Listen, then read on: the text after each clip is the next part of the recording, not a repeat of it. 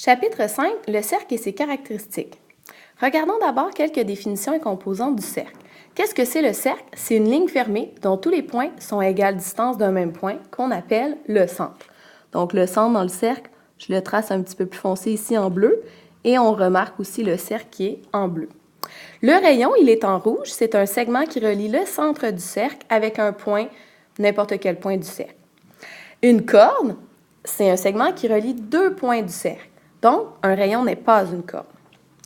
Le diamètre, il est en rose, c'est le segment qui va relier deux points du cercle et qui passe par le centre du cercle. Le diamètre, c'est la plus longue corde du cercle et on peut dire aussi que c'est le double du rayon. Autrement dit, D, c'est l'abréviation, la petite lettre pour le diamètre, est égal à 2 fois R, le rayon.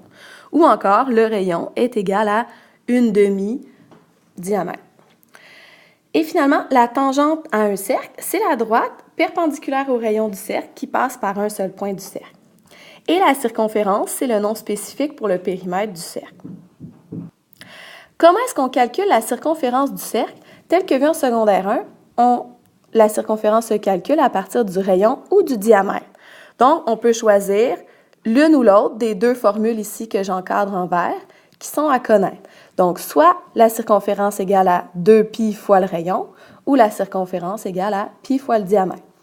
Ça implique donc que la valeur de π, on l'a obtenue en faisant le rapport de la circonférence par le diamètre.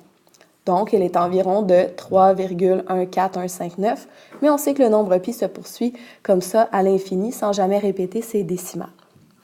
Voyons une première application de ces formules. Trouve la circonférence des cercles ci-dessous à partir des informations données. On arrondit au centième en tout temps. Donc, pour le premier, le A, on voit qu'on a comme information le rayon. Donc, c'est plus utile ici d'utiliser la formule qui implique le rayon. Donc, circonférence égale à 2π rayon. Donc, on remplace nos informations dans la formule. 2π, c'est un nombre qu'on peut entrer dans notre calculatrice. Et le rayon ici est de 1,34. Donc, quand on écrit notre réponse, il faut conserver deux décimales. Donc, on met environ égal et on écrit notre réponse. On obtient ici 8,42 et comme c'est la longueur du cercle, c'est en centimètres. Même principe pour l'exemple B, sauf qu'ici, on connaît le diamètre du cercle. Donc, on va plutôt utiliser la formule π fois diamètre. Donc, on remplace nos informations dans la formule, π fois 4,26. Et comme à l'autre exemple précédent, on met environ égal pour indiquer qu'on a arrondi toujours deux chiffres après la virgule. Et ici, on obtient donc 13,38, toujours en centimètres. Il existe aussi d'autres exemples, comme ceux-ci. On connaît la circonférence des cercles qui sont donnés, mais on cherche plutôt le rayon. On va donc utiliser la formule qui implique le rayon. Donc, regardons le premier exemple. Appelons-le l'exemple A. Donc, on va utiliser circonférence est égale à 2π fois le rayon. Sauf qu'ici, c'est la circonférence qu'on connaît. Donc, c'est la circonférence qu'on va venir remplacer dans notre formule et le rayon va être notre valeur inconnue. Donc, 10,58 est égal à le nombre 2π qui multiplie le rayon.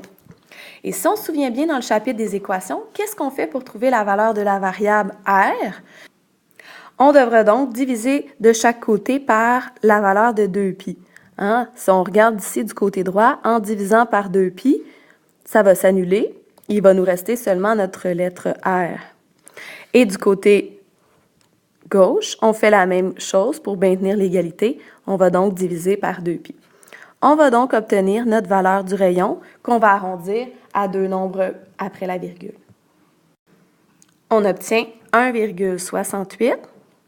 Et si vous préférez, vous pouvez le réécrire de gauche à droite. Le rayon est d'environ 1,68. Ici, c'est en centimètres. L'exemple B est similaire. On peut le faire aussi pour donner un dernier exemple dans ce type. Donc, on va utiliser la même formule parce qu'on cherche toujours le rayon. Si jamais on cherchait le diamètre, on aurait pu prendre circonférence égale à π fois diamètre. Donc, notre circonférence ici, elle est de 58,97. Donc, 58,97 vient remplacer la lettre C dans la formule. Et nous, on veut isoler la variable rayon, la variable R. Donc, comme tantôt, on va diviser par 2π de chaque côté. 58,97 va donc être divisé aussi par 2π. Et ça va s'annuler ici, il va nous rester seulement la variable r, c'est ce qu'on souhaite. Et on va trouver une valeur environ à 2 chiffres après la virgule, soit ici 9,39. Et si on préfère, on peut écrire de gauche à droite la réponse finale. Le rayon est d'environ 9,39 cm. Pour conclure sur cette première vidéo sur le cercle, regardons ces deux propriétés qu'il est bon de connaître. Donc, première propriété, les médiatrices des cordes d'un cercle. Donc, si on regarde le premier schéma, on voit qu'on a deux cordes ici qui sont tracées. Elles se rencontrent à quel endroit? Au centre de ce cercle. Donc, c'est très intéressant comme propriété quand on ne connaît pas le centre du cercle au départ pour le retrouver.